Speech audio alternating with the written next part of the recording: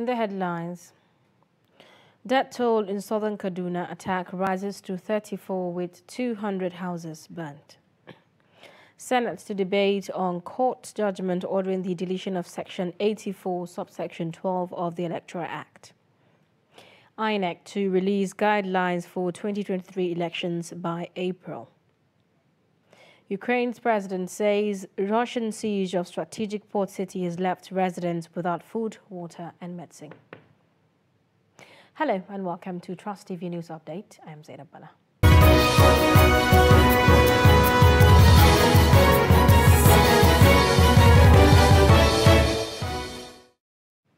Hello and warm welcome. Kaduna State Government on Tuesday says the death toll in the Sunday's attack in Kaura local government area of the state has risen to 34, including 2 military personnel killed in the attack. The State Commissioner, Ministry for Internal Security and Home Affairs, Samuel Arwan, stated this in a statement. He named the locations attacked by unidentified assailants as Sonje, Agban, Katanga and Kadarko, all within Kaguru, chiefdom of Kaura local government area. According to the statement, 2 military personnel were among the 34 killed, with local residents making up 32 casualties, while 7 people were injured and are receiving treatment, as well as over 200 houses and 32 shops burnt, while 3 vehicles and 17 motorcycles were vandalized in the attack. Persistent bandits' attack on the people of Niger State, north-central Nigeria, caught the attention of the Nigerian Senate on Tuesday. The leadership of the Senate wants security agencies in the country to be more proactive in addressing the situation. The report. Issues of banditry and kidnapping is not new in Nigeria. The question, however, is whether or not the security agencies in the country are equal to the task. The Deputy Senate President, Ovi Omo Akeke, following a point of order raised by the Deputy Whip, Senator Aliyu Sabi Abdullahi, representing Niger North District, asked that agencies in charge of security devise new means of tackling the situation as the old style seemed not working. Rising on Order 42, Senator Abdullahi drew the attention of the Senate to the recent onslaught by bandits in his senatorial district. The lawmaker lamented that the bandits, who came in large numbers from Zamfara State, attacked a police station at Nasco Town in Magama local government area of the state. The divisional police officer, some of his colleagues and residents were among those killed by the bandits during the attack. On Monday 14th of this month, the bandits in large number riding on motorcycles with sophisticated weapons left their Zamfara forest, abroad and came into Niger State through Mariga local government and Rijal local government. As a result of this, they moved in and had a temporary camp in a town called Libale. Libale has a forest, and that forest is contiguous to the ones leading to Zamfara. And having came to Libale, they encamped there in Anaba ward of Magama local government. Mr. President, on Tuesday, they proceeded where they launched a massive attack against a tomato company in Magama local government, that is NASCO. Responding, the Deputy Senate President, Ovi Omo Agege, commended the quick intervention of security agencies in the area, but noted that a lot still needed to be done against these criminal activities. Having indicated the route that these bandits are perfected for use in perpetuating these criminal activities, one would have thought that the security agencies will actually do a better job in quarantining that environment. But from your personal explanation, it's also clear that they've done their best. They were not unmindful of that, and they were able to at least come back with a reprise that to take them out. But would have wished that they took a proactive action, not an action coming after lives have been lost. The Senate thereafter held a mini silence in honor of those killed by the bandits. A mother of 5, Aisha Tijani, has been arrested by police in Ogun State for allegedly setting her daughter ablaze. The police arrested the suspect following a report lodged at Mowe Divisional Headquarters by one Maruf Ainde. The police spokesman Abimbola Ayemi told newsmen in Abeokuta that the complainant told the police that he lives in the same apartment with the suspect who allegedly set ablaze her 10-year-old daughter because the daughter took a phone she had seized from one of her children from where she kept it and gave it back to the child from whom the phone was taken, which got her mother upset. According to Oyeyemi, the victim is badly burnt and rushed to a hospital from where the authorities referred her to the Olabisi Onabanjo Teaching Hospital for proper medical attention.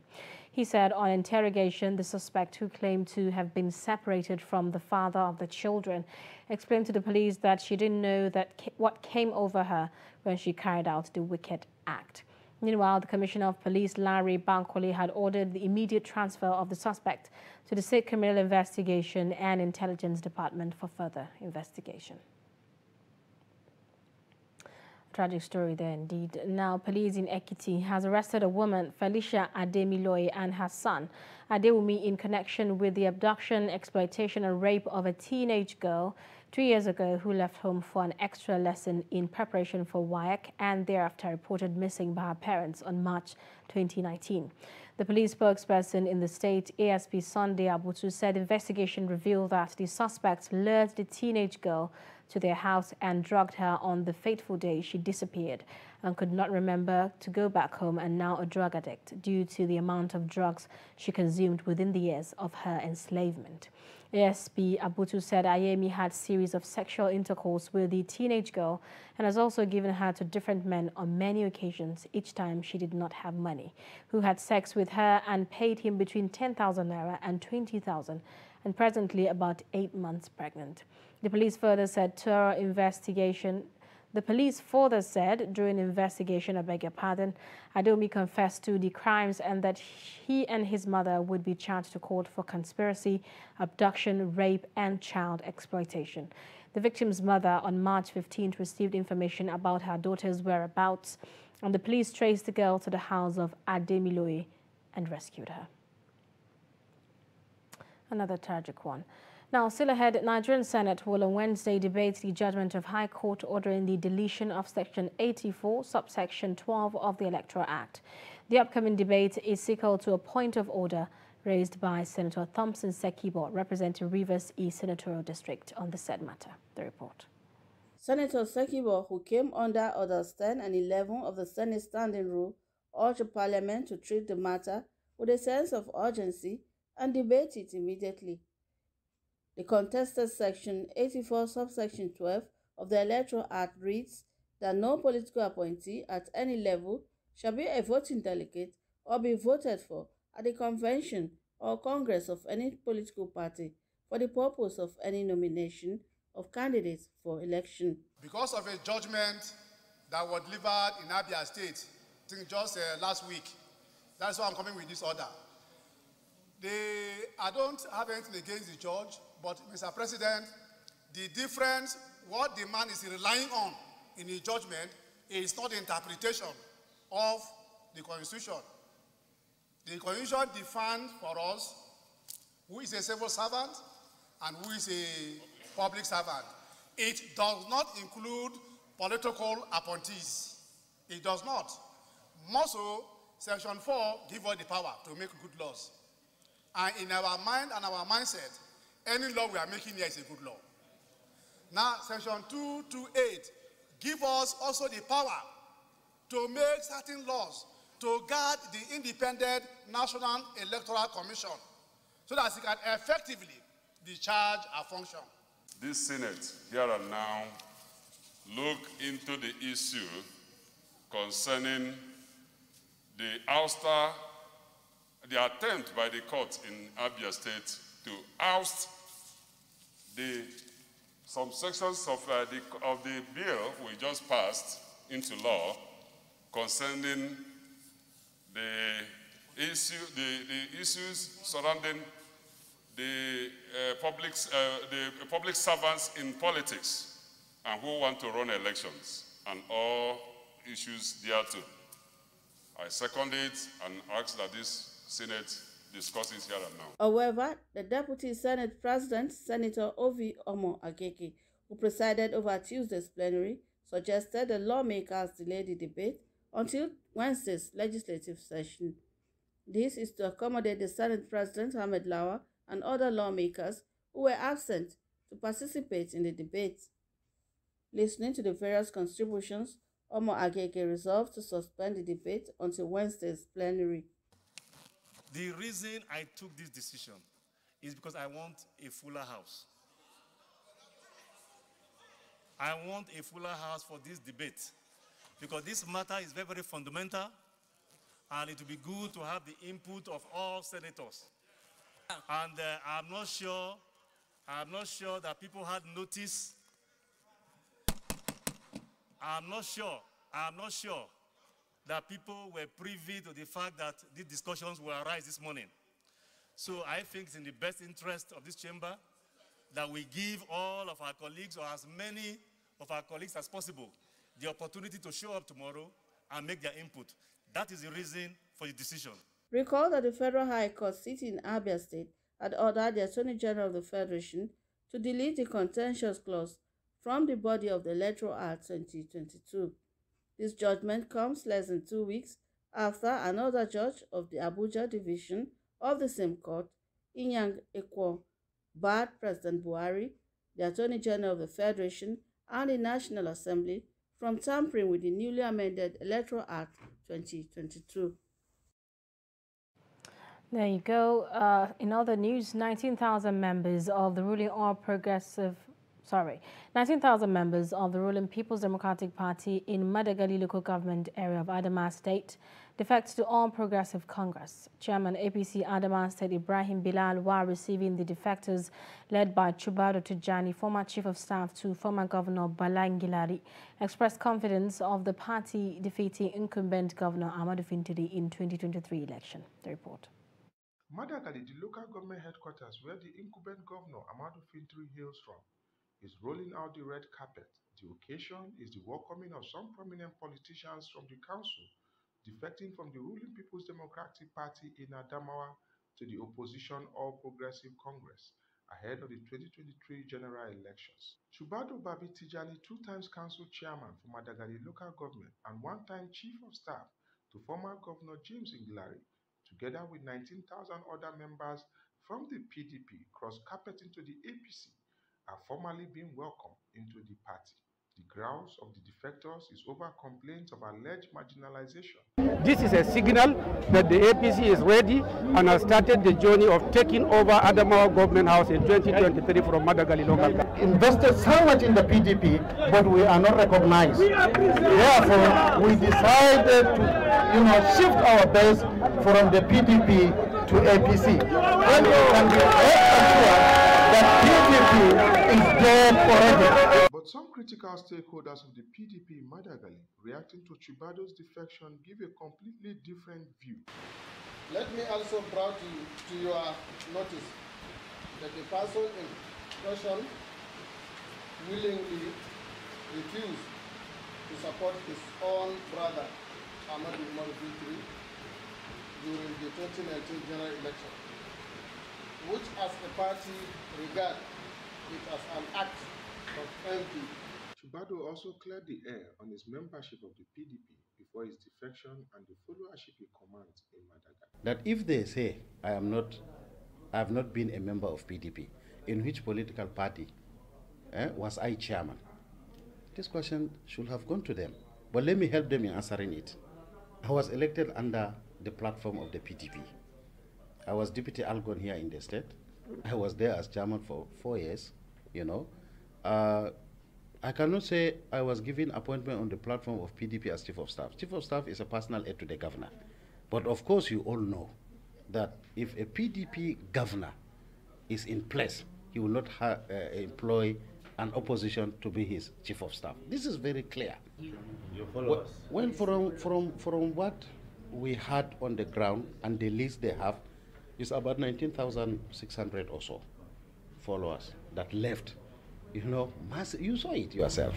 Secretary of the Adamawa State chapter of the APC, believe that the gale of defection may affect the re-election of Governor Fintri come 2023. The kind of person he is and the number of followership that he commands, it tells of what 2023 is likely to look like. So far, we're already prepared.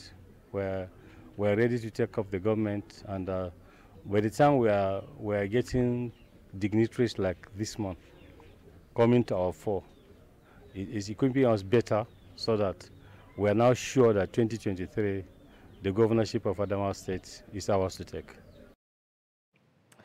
Elsewhere, Secretary to the Katsina State Government, Dr. Mustapha Inuwa, says he left 1.7 billion naira in the ministry's account when he finished his tenure as Commissioner of Education under the late President Umar Musa Yar'Adua. He said this while sharing experiences as a public servant and as a politician when he visited Katsina State House of Assembly to inform them on his desire to contest the 2023 governorship election. Similarly, NNPP has conducted its party congress to select new party leaders for the next 4 years. Jamil Mabai has the details.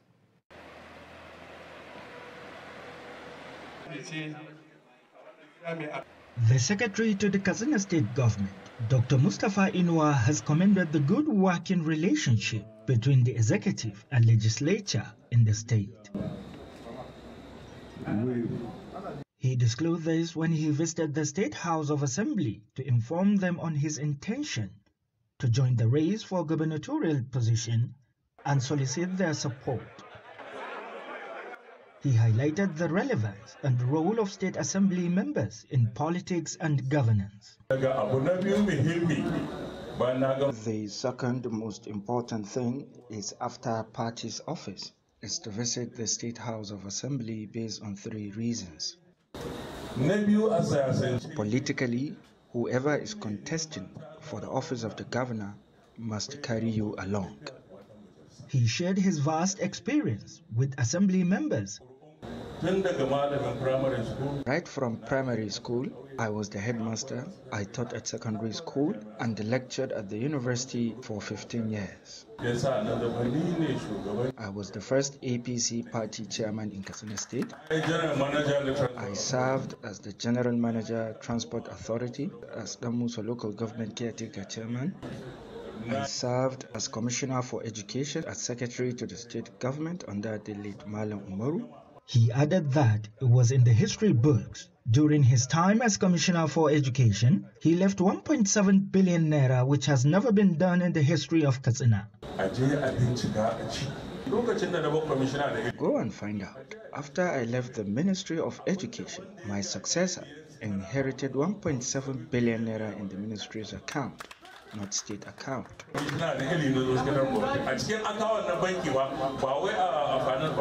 The Speaker of the House, Right Honorable Tasi Umaigari, said Dr. Mustapha is the first person to visit the House to solicit their support.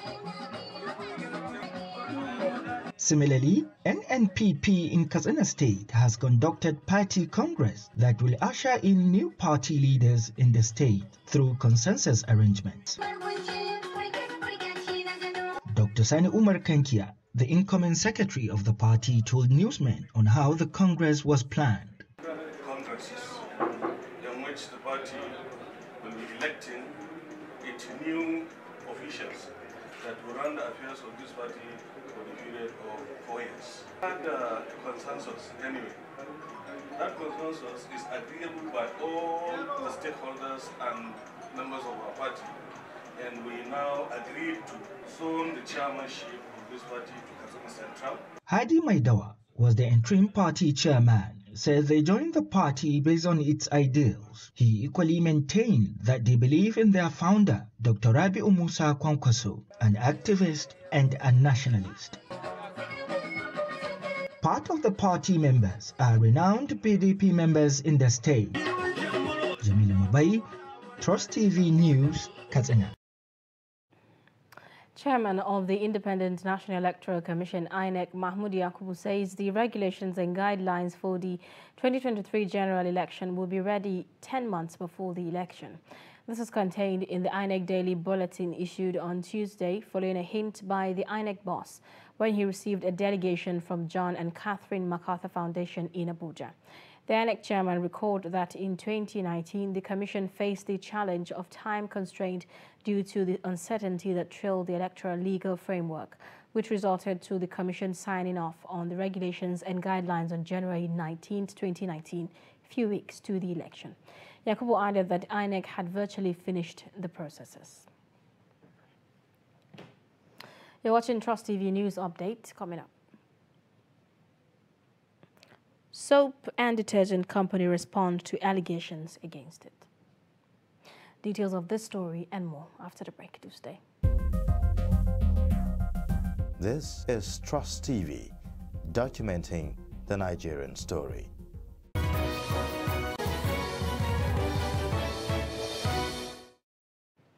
Welcome back. If you are just joining us, you're watching Trust TV News Update. Here are our top stories. Kaduna State government says the death toll in the Sunday's attack in Kaura local government area of the state has risen to 34, including 2 military personnel killed in the attack. Senate to debate the ruling of the Federal High Court in Abia State, which nullifies the controversial Section 84, subsection 12 of the amended Electoral Act. Still ahead, in Katsina State, a 35-litre jerry can of water, which cost between 10 to 15 naira a few days ago, is now sold between 40 to 50 naira in Katsina and its environs.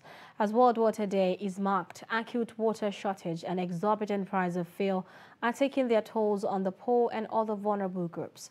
Abdullahi Yamadi has the details of this report.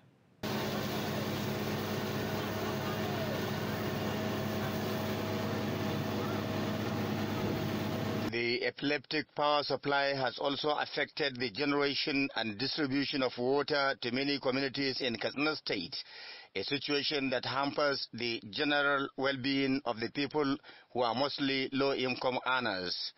Similarly, the interchange road project at Kofar Kaura in Katsina City, upgrading and rehabilitation of Ajiwa Dam, as well as its water works, have also affected greater percentage of supply of water to urban and semi-urban centers.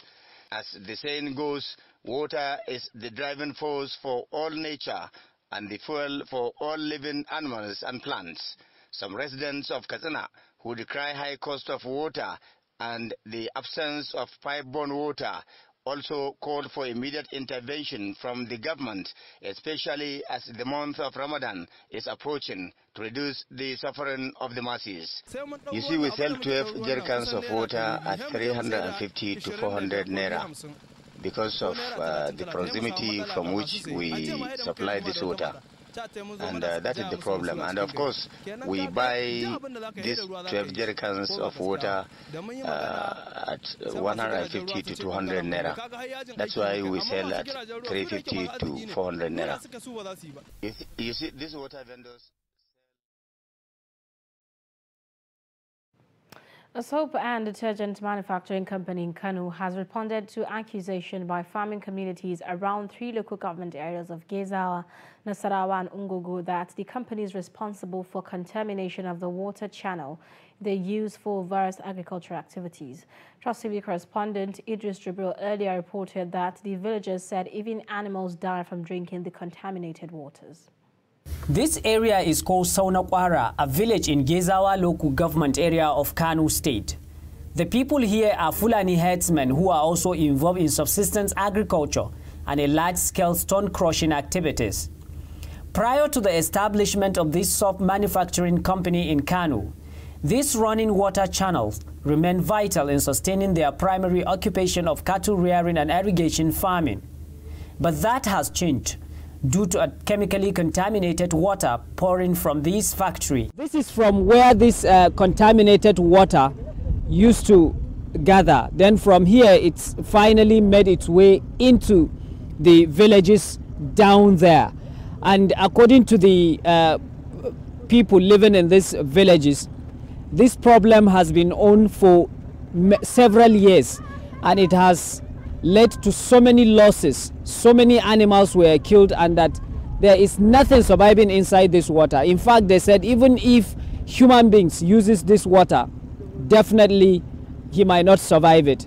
So they are calling on the authority, especially the company which is called Aspira, to come to their aid, at least to provide another way to channel this water through other ways so that it can stop coming down to this community. They said they cannot do irrigation farming and that their animals cannot drink this water as well.